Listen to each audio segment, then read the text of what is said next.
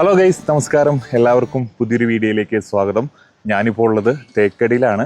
തേക്കടിയിലെ പ്രശസ്തമായ ബോട്ടിങ്ങും അതേപോലെ തന്നെ തേക്കടിയിലേക്കുള്ള യാത്രയുടെ കാഴ്ചകളുമാണ് ഇന്നത്തെ വീഡിയോയിൽ നിങ്ങൾ കാണാനായി പോകുന്നത്. നമ്മുടെ ഈ യാത്ര ആരംഭിക്കുന്നത് എറണാകുളത്ത് നിന്നുമാണ്.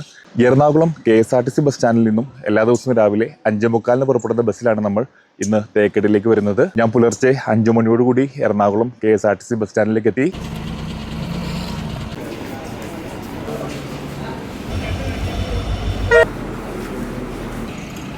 5:30 ആയപ്പോഴേക്കും നമുക്ക് പോകാനുള്ള ബസ് സ്റ്റാൻഡിലേക്ക് എത്തിയിട്ടുണ്ട്. കുമളി ഡിപ്പോയുടെ കീഴിലുള്ള ഈ ബസ് എറണാകുളത്ത് നിന്ന് ദിവസവും തേക്കടിയിലേക്ക് സർവീസ് നടത്തുന്നുണ്ട്. കൃത്യം 5:45 തന്നെ നമ്മുടെ ബസ് എറണാകുളം ബസ് സ്റ്റാൻഡിൽ നിന്നും തേക്കടിയിലേക്കുള്ള യാത്ര ആരംഭിച്ചു. എറണാകുളത്ത് നിന്നും വൈക്കം, കോട്ടയം, മുണ്ടക്കയം, പീരുമേട്, വണ്ടിപ്പെരിയാർ വഴിയാണ് ഈ ബസ് കുമളിയിലേക്കും അവിടെ നിന്ന് തേക്കടിയിലേക്കും പോകുന്നത്. ഒരാൾക്ക് 239 രൂപയാണ് എറണാകുളത്ത് നിന്ന് തേക്കടി വരെയുള്ള ബസ് ചാർജ്. 6 മണിക്കൂറിലധികം ദൈർഘ്യമുള്ള യാത്രയ്ക്ക് നമുക്ക് ഏകദേശം 175 കിലോമീറ്ററോളം ദൂരമാണ് പിന്നിടാനായിട്ടുള്ളത്. എല്ലാ മലയാളികളും ഒരിക്കലെങ്കിലും സന്ദർശിച്ചിരിക്കേണ്ട ഒരു സ്ഥലമാണ് തേക്കടി. തേക്കടിയിലെ പെരിയാർ ടൈഗർ റിസർവുമായി ബന്ധപ്പെട്ട് ഒരുപാട് ഫോറസ്റ്റ് ആക്ടിവിറ്റികൾ നമുക്ക് അവിടെ ചെന്നാൽ ആസ്വദിക്കുവാനായിട്ട് കഴിയും. അതിലെ ഏറ്റവും ചെലവ് കുറഞ്ഞതും അതേപോലെ തന്നെ ഏറ്റവും കൂടുതൽ ആളുകൾ പങ്കെടുക്കുന്നതുമായ ഒരു ആക്ടിവിറ്റിയാണ് തേക്കടിയിലെ ബോട്ടിംഗ്. മുല്ലപ്പെരിയാർ ഡാമിന്റെ ക്യാച്ചിങ് ഏരിയയിലൂടെയാണ് തേക്കടിയിലെ ബോട്ടിംഗ് നടത്തുന്നത്. ഒരുപാട് വന്യമൃഗങ്ങളെ നമുക്ക് ഈ ബോട്ടിങ്ങിൽ കാണുവാനായിട്ട് കഴിയും. തേക്കടിയിലെ ബോട്ടിങ്ങിനെ കുറിച്ചുള്ള കൂടുതൽ വിവരങ്ങൾ ഞാൻ ഈ വീഡിയോയുടെ അവസാനം പറയാം. കാട്ടാറുകളും പുഴകളും വെള്ളച്ചാട്ടങ്ങളും ഉൾപ്പെടെ പ്രകൃതി മനോഹരമായ ഒരുപാട് കാഴ്ചകളാണ് ഈ യാത്രയിൽ നമുക്ക് കാണാനായിട്ടുള്ളത്. ബസ് ഇപ്പോൾ തൃപ്പൂണിത്തറയിലേക്ക് എത്തിയിരിക്കുകയാണ്. സുനിലേട്ടനാണ് ഇന്നത്തെ യാത്രയിലെ നമ്മുടെ സാരഥി. നാസറിക്കയാണ് ഇന്ന് കണ്ടക്ടർ പോസ്റ്റിലുള്ളത്.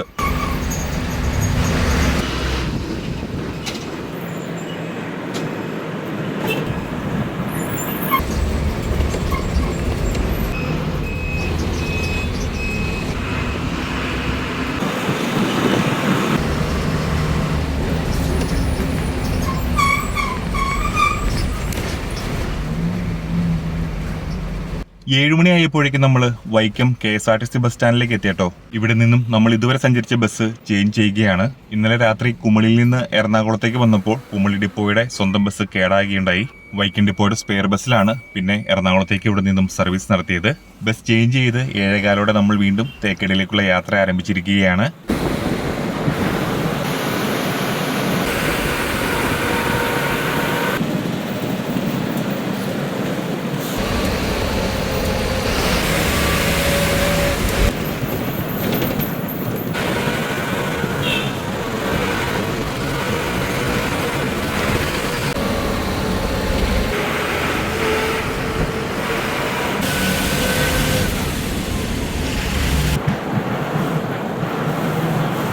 കോട്ടയത്തെ പ്രശസ്തമായ കാരിത്താസ് ഹോസ്പിറ്റലാണ് കേട്ടോ നിങ്ങളിപ്പോൾ കണ്ടുകൊണ്ടിരിക്കുന്നത്. ഇവിടെ നിന്നും ഏതാനും കിലോമീറ്ററുകൾ മാത്രമാണ് കോട്ടയം മെഡിക്കൽ കോളേജിലേക്കുമുള്ളത്. ഈ 2 ഹോസ്പിറ്റലുകളും കോട്ടയം ജില്ലയിലെ പ്രധാനപ്പെട്ട ആരോഗ്യ പരിപാലന കേന്ദ്രങ്ങളാണ്.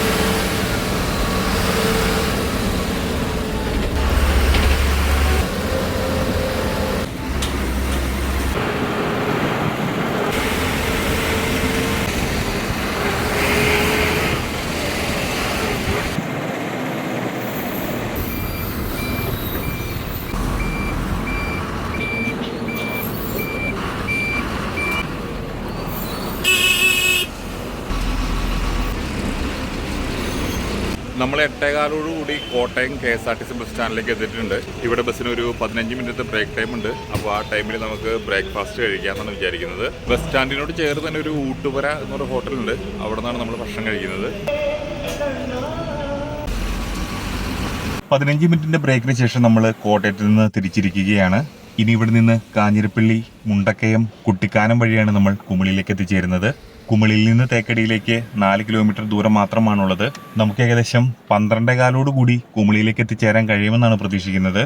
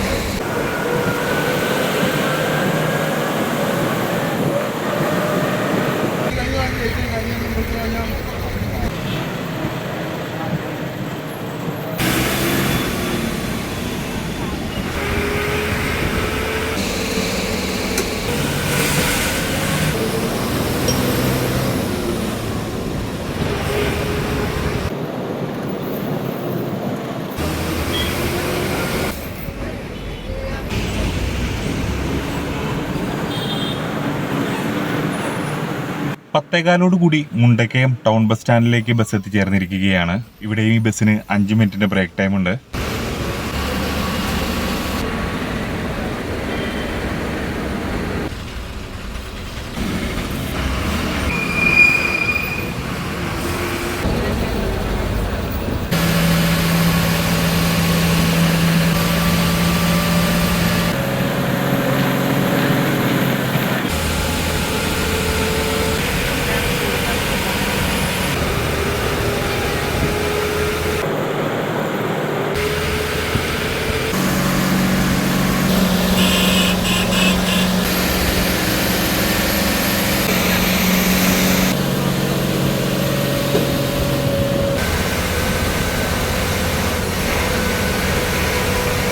നമ്മുടെ ബസ് കുട്ടിക്കാനത്ത് എത്തിയപ്പോഴേക്കും നല്ല രീതിയിലുള്ള തണുപ്പൊക്കെ വന്നു തുടങ്ങിയിട്ടുണ്ട് കേട്ടോ. ചൂടൊക്കെ നല്ല രീതിയിൽ കുറഞ്ഞിട്ടുണ്ട്. കുട്ടിക്കാനത്ത് നിന്ന് 36 കിലോമീറ്റർ ദൂരമാണ് കുമളിയിലേക്കുള്ളത്. ഏകദേശം 1 മണിക്കൂർ സമയം കൊണ്ട് നമ്മൾ കുമളിയിലേക്ക് എത്തിച്ചേരുമെന്നാണ് പ്രതീക്ഷിക്കുന്നത്. ഇവിടെ നിന്ന് ഇനി മുന്നോട്ടുള്ള യാത്രയിൽ തേയിലത്തോട്ടങ്ങളുടെ ഒക്കെ മനോഹരമായ കാഴ്ചകൾ നമ്മൾ കാണാനായിട്ട് തുടങ്ങും. എപ്പോഴും നല്ല തണുത്ത കാലാവസ്ഥയുള്ള സ്ഥലങ്ങളാണ് കുട്ടിക്കാനവും പീരുമേടും വണ്ടിപ്പെരിയാറും കുമളിയുമെല്ലാം.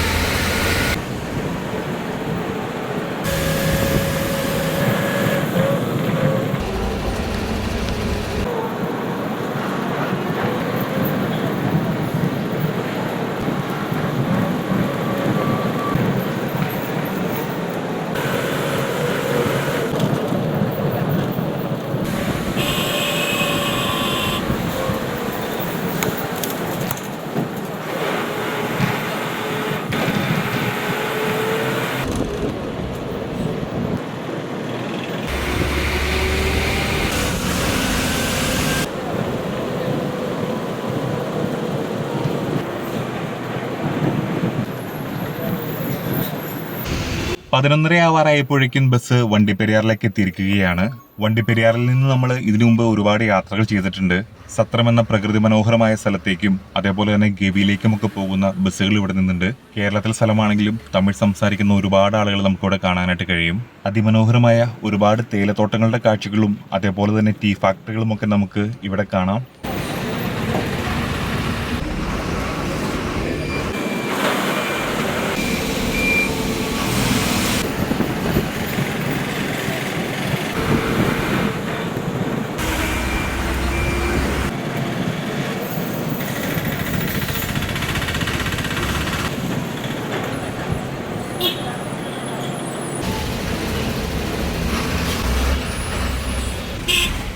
പന്ത്രണ്ട് മണിയായപ്പോഴേക്കും ബസ് കുമളി ബസ് സ്റ്റാൻഡിലേക്ക് എത്തിയിരിക്കുകയാണ്. കുമളിയിലെ ടൗൺ ബസ് സ്റ്റാൻഡാണിത്. KSRTC ബസ് സ്റ്റാൻഡിലേക്ക് സാധാരണ ബസ്സുകൾ പോവാറില്ല. സാധാരണയായിട്ട് തേക്കടി ബോട്ട് ഹൗസ് വരെയാണ് ഈ ബസ് പോവാറുള്ളത്. ബസ്സിന് ചെറിയ തകരാറുള്ളത് കൊണ്ട് പെരിയാർ ടൈഗർ റിസർവിന്റെ ബോട്ടിങ്ങിന്റെ പാർക്കിംഗ് ഗ്രൗണ്ട് വരെ മാത്രമാണ് ഇന്ന് ബസ് പോകുന്നത്. നമ്മൾ ഏതാനും മിനിറ്റുകൾക്കുള്ളിൽ തന്നെ പാർക്കിംഗ് ഗ്രൗണ്ടിലേക്ക് എത്തിച്ചേരും. അവിടെ നിന്ന് പെരിയാർ ടൈഗർ റിസർവിന്റെ ബസ്സിലാണ് നമ്മൾ ബോട്ട് ഹൗസിലേക്ക് പോകുന്നത്.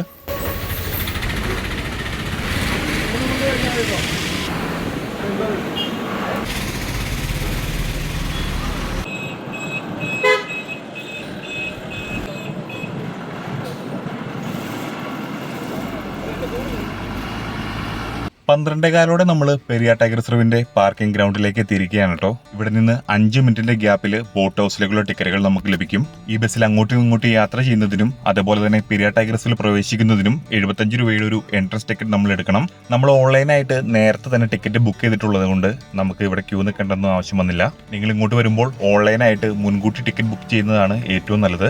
ഓൺലൈനിൽ ടിക്കറ്റുകൾ ചൂടപ്പം വിറ്റ് തീരുന്ന പോലെ പെട്ടെന്ന് തന്നെ വിറ്റ് തീരും. ഓഫ്ലൈനായിട്ട് ബോട്ട് ഹൗസിൽ ടിക്കറ്റ് കൊടുക്കുന്നുണ്ടെങ്കിലും നമ്മളെപ്പോലുള്ള സാധാരണക്കാർക്ക് അവിടെ ചെന്ന് ടിക്കറ്റ് കിട്ടാനുള്ള സാധ്യത വളരെ കുറവാണ്. പാർക്കിംഗ് ഏരിയയിൽ നിന്നും ബസ്സിൽ 3 കിലോമീറ്ററോളം വനമേഖലയിലൂടെ സഞ്ചരിച്ചു വേണം നമുക്ക് ബോട്ട് ഹൗസിലേക്ക് എത്തിച്ചേരാനായിട്ട്.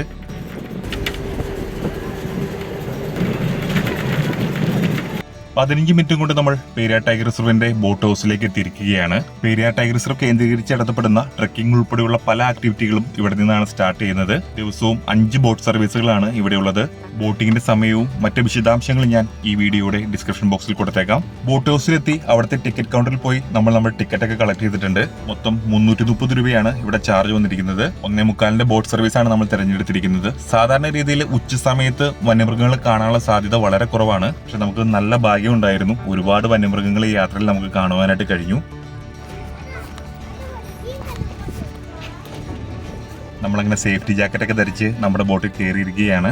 1.5 മണിക്കൂറോളം ദൈർഘ്യമുള്ള ബോട്ടിംഗ് ആണ് ഇവിടെ നടത്തപ്പെടുന്നത്. ഭാഗ്യമുണ്ടെങ്കിൽ ആനയും കാട്ടുപോത്തും മ്ലാവും കടുവയും ഒക്കെ ഉൾപ്പെടെയുള്ള ഒരുപാട് വന്യമൃഗങ്ങളെ യാത്രയിൽ നമുക്ക് കാണുവാനായിട്ട് കഴിയും. യാത്ര തുടങ്ങി കുറച്ചു ദൂരം മുന്നോട്ട് ചെന്നപ്പോഴേക്കും നമുക്കൊരു ആനയുടെ സൈറ്റിംഗ് കിട്ടിയിട്ടുണ്ട്. കൊമ്പനാനയാണ്. ഈ തടാകത്തിന് 2 വശങ്ങളിലും ഇതുപോലെയുള്ള ഒരുപാട് പുൽമേടുകളുണ്ട്. അവിടെ നിന്ന് പുല്ല് തിന്നാനും തടാകത്തിലെ വെള്ളം കുടിക്കുന്നതിനൊക്കെ ആയിട്ട് ഒരുപാട് വന്യമൃഗങ്ങളാണ് വരുന്നത്. ഏതായാലും യാത്ര തുടങ്ങിയപ്പോൾ തന്നെ നമുക്ക് ഒരു ആനയെ കാണാനായിട്ട് കഴിഞ്ഞിട്ടുണ്ട്.